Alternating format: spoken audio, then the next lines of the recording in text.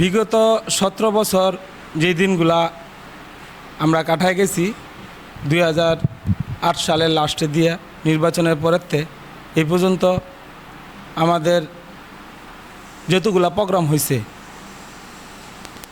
দেশনায়ক তারেক রহমানের নির্দেশে সারা বাংলাদেশে যতগুলা প্রোগ্রাম হয়েছে প্রত্যেকটা প্রোগ্রামে আমরা অ্যাক্টিভ ছিলাম। আমরা প্রত্যেকটা প্রোগ্রামে মিটিংয়ে মিছিলে আমরা যাইতে পারছি, কিন্তু আমরা সুশৃঙ্খলভাবে যাইতে পারিনি। যখন আমরা এলাকাতে ভারিছি 10 জন গেছি, 5 জন গেছি, যখন যেই সময় যেতটুকু লোক নিয়ে যাইতে পারছি, কিন্তু আমরা একত্রভাবে যাইতে পারিনি। তখন একজন একজন করে সময় আগ পিছ করে ওইভাবে আমরা গেছি। যখন আবার এলাকার ঢুকছি তখন আমরা একত্রভাবে ঢুকতে পারিনি। যেই সময়ে আইছি তার চেয়ে 1-2 ঘন্টায় দিকে দিক করে আমরা আসছি। বিগত দিনগুলোতে আমরা সবাই একসাথে বাসায় থাকতে পারিনি। আমরা অনেক সময় শুনেছি যে আপনাদের বিরুদ্ধে নানাভাবে মামলা দেওয়া হতো এবং উদ্ভটভাবে মামলার আসামি করা হতো। তো এই ব্যাপারটা আসলে আপনি কিভাবে দেখছেন? বা এই ব্যাপারটা হয়েছে কি, আমাদের যেটা গায়েবী মামলা, আমরা ওই মামলার ভিত্তিহীন বলছিলাম যে ওই মামলাটার কোনো ভিত্তি নেই। আমাদের ওই গায়েবী মামলা আমাদের থানাতে হয়েছে 14টা, কিন্তু আমার নামে একটা বেশি হয়েছে। আমি তো কদমতলী থানা মামলায় অ্যারেস্ট হয়েছিলাম, আমার নামে 15টা। ওই মামলাগুলা আমরা যখন কার্যক্রম করছি, যখন মামলাগুলোতে আমরা হাজিরা নিছি, মামলা জামিন নিতে গেছি, তখন আমরা অনেক হয়রানির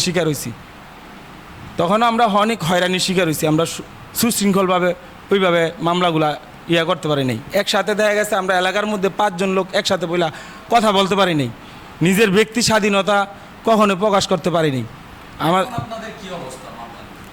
এখন মামলা আলহামদুলিল্লাহ আমাদের মামলা অনেকগুলা কমে আসছে গা, মামলা আর অল্প কিছু আছে, এগুলা আলহামদুলিল্লাহ শেষ হয়ে যাইব, সামনে জামিন হয়ে যাইব গা। তারেক রহমানের যে ভাষণ, তিনি বলছেন যে আপনাদের নেতাদের যে কার্যক্রমে অনেক কিছু বলেছেন, এই ব্যাপারটা আসলে আপনি কিভাবে দেখছেন? তারেক রহমানের ভাষণ আলহামদুলিল্লাহ আমরা অক্ষর অক্ষরে ইনশাআল্লাহ পালন করব। তারেক রহমানের 31 দফা আমরা অবশ্যই এই 31 দফা মানি। 31 দফার কার্যক্রম আমাদের মধ্যে আছে।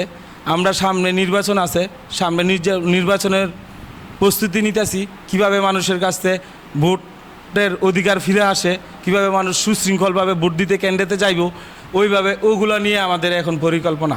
যে 70 নং ওয়ার্ড যে কাজগুলো করছেন, এলাকাবাসীর পক্ষ থেকে আপনাদেরকে কিভাবে দেখছে বা সাধুবাদ কিভাবে জানাচ্ছে? এলাকাবাসীর পক্ষে আমরা যতটুকু পারতাছি এলাকাবাসীর পাশে গিয়ে দাঁড়ানোর জন্য, এলাকাবাসী যেই কোনো সমস্যা, যেই কোনো কাজে আমরা সহযোগিতা করার জন্য চেষ্টা করতেছি। বিগত একটা রমজান মাস আমাদের এখানে চলে গেছে, আমরা 5 আগস্টের পরে আমরা চেষ্টা করছি যে পাশে মানুষের দাঁড়ানোর জন্য। আমরা নিজেরা যতটুকু সহযোগিতা করতে পারছি অতটুকু আমরা মানুষের পাশে সহযোগিতা করছি। সামনের দিনগুলো আরও মানুষের পাশে যাতে দাঁড়াইতে পারি, মানুষ যাতে সুশৃঙ্খলভাবে চলাফেরা করতে পারে, ওই কাজগুলো আমরা করতেছি।